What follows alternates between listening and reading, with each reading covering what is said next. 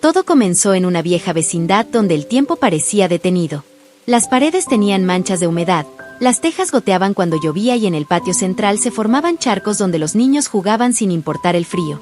La gente del lugar, curtida por la vida y por infinitas historias, había llegado a un punto donde el llanto ya no era una sorpresa, sino una oscura rutina. El miedo se había vuelto un inquilino más de la vecindad.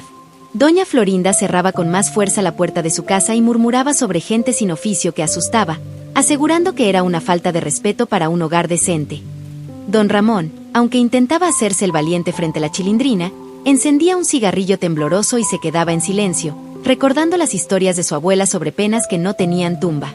Y el señor Barriga, que venía a cobrar la renta sin falta, solía comentar que el espanto era una excusa de los inquilinos para no pagar. Pero el chavo, un niño de corazón noble, travieso y curioso, que dormía en un barril pero soñaba como si viviera en un castillo, no sentía el miedo común. Él sentía la soledad en el llanto. ¿Cómo podía alguien tener tanta pena en el alma para llorar así? Aquella noche, la lluvia había comenzado temprano y caía con fuerza. El sonido del agua golpeando los techos era tan constante que parecía una melodía de tambores viejos. El viento aullaba como un perro abandonado en la calle. Sin embargo, entre el ruido, se escuchó algo más, un sollozo suave, largo, que venía desde el final del callejón. Era un sonido tan desesperado que el chavo pensó que la persona que lloraba debía tener el corazón más vacío que su propio estómago. En el interior de sus viviendas, los vecinos se persignaban, pero el chavo, escuchando el lamento, sintió un pellizco en el pecho, una punzada que no era de terror, sino de identificación con el dolor ajeno. Hasta el pan de ayer está triste, pensó. Se preguntó si esa mujer lloraba por hambre o por frío, o por no tener a dónde ir. Si era como él, quizás solo necesitaba un poquito de compañía. Nadie quería salir, pero el chavo, con su inocencia valiente, decidió hacerlo. No iba a enfrentar un fantasma, iba a enfrentar una tristeza. Con una pequeña linterna que apenas alumbraba y un trozo de pan duro en el bolsillo, su cena de la noche, caminó descalzo por los charcos. Cada paso sonaba como un tambor pequeño entre la lluvia. La linterna temblaba tanto como su mano, pero sus ojos estaban fijos al final del pasillo. A medida que avanzaba, el llanto se hacía más claro. No era un grito de miedo, era un lamento lleno de tristeza que parecía venir desde muy, muy lejos. Llegó hasta la fuente vieja, esa que llevaba años seca, y allí la vio. Una figura blanca, transparente, con los cabellos flotando como si el viento lo sostuviera. No tenía el rostro de un monstruo, sino el de alguien cansado de llorar. La figura estaba encorvada, parecía una estatua de niebla que se derretía. El chavo se quedó quieto, sin hablar, hasta que la figura levantó la mirada. ¿Por qué lloras?, preguntó el niño con voz temblorosa. No preguntó quién era, sino por qué sufría. La figura lo miró sorprendida. Nadie le había preguntado eso en siglos. Todos preguntaban, ¿qué quieres?, o simplemente huían. Su voz era tan suave que casi se confundía con la lluvia. Le contó que su llanto no era de terror, sino de arrepentimiento. Su alma estaba atada a la tierra no por una maldición, sino por la soledad de su pena, por el recuerdo eterno de la pérdida. Grito y grito, pero nadie me escucha de verdad, solo oyen el miedo, susurró ella. Y mi dolor se alimenta de la indiferencia. Quienes me temen, me hacen más sombra y más temible. Explicó que con el tiempo su nombre había dejado de ser una historia triste para volverse un arma de miedo en las bocas de los padres. El chavo sintió un nudo en el estómago, ese que sentía cuando no le daban de comer. Hizo lo único que se le ocurrió. Sacó el pan duro de su bolsillo y lo extendió en la mano. Era la torta de jamón que nunca llegaba, convertida en un gesto. Tenga, dijo, sin pensar.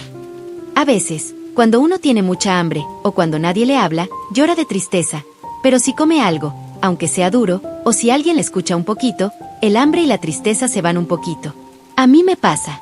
Y si no tiene a sus hijos, tal vez le sirva tener un amigo por un ratito. La Llorona lo miró.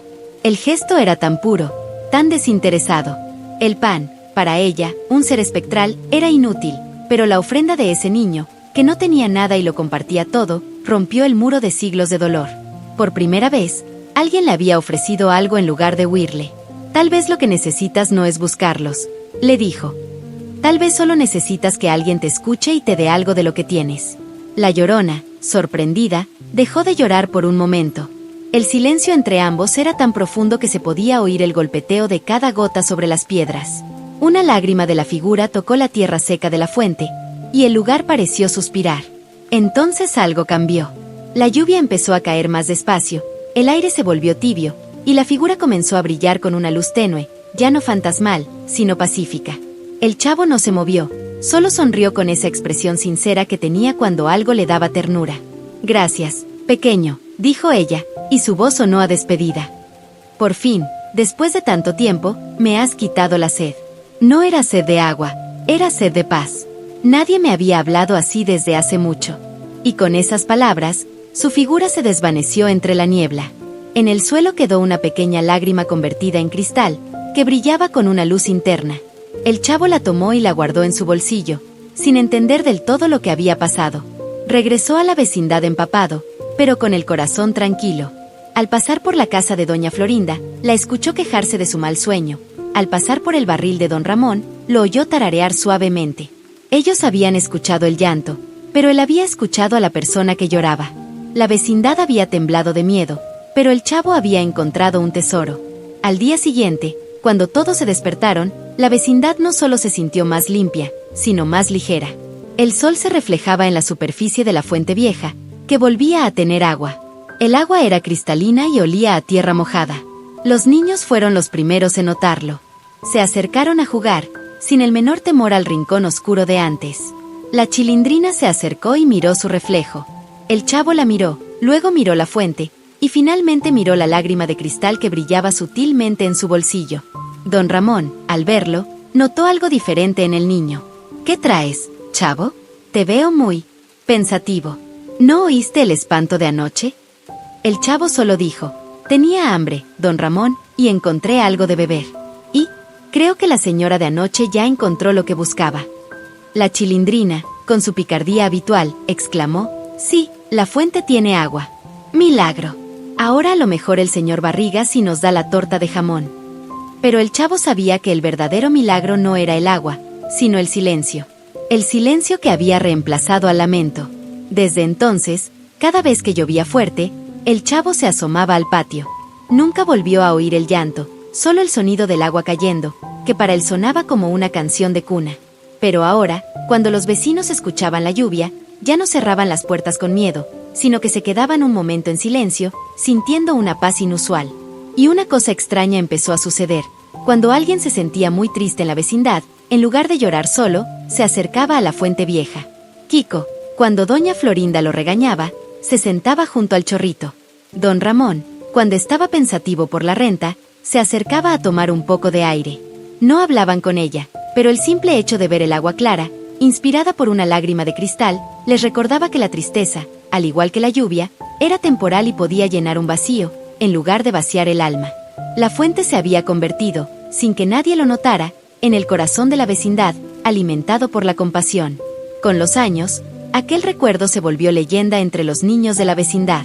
El chavo nunca habló de eso.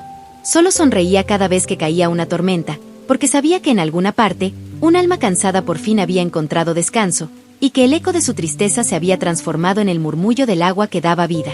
Y él, el niño del barril, el que no tenía nada, había enseñado a la vecindad que para acabar con el miedo, a veces solo se necesita dar lo poco que se tiene, un poco de atención y un trozo de pan duro. Y así termina nuestro cuento. Amigos de Coco, si te gustó esta historia, recuerda compartirla y contarle a alguien más que a veces la valentía no se encuentra en gritar o pelear, sino en escuchar y entender. Las lágrimas, como la lluvia, también limpian el alma y son la semilla de nuevos comienzos. Nos vemos en la próxima historia, donde seguiremos explorando el corazón de los misterios y los secretos que solo se revelan a quienes se atreven a mirar con ternura.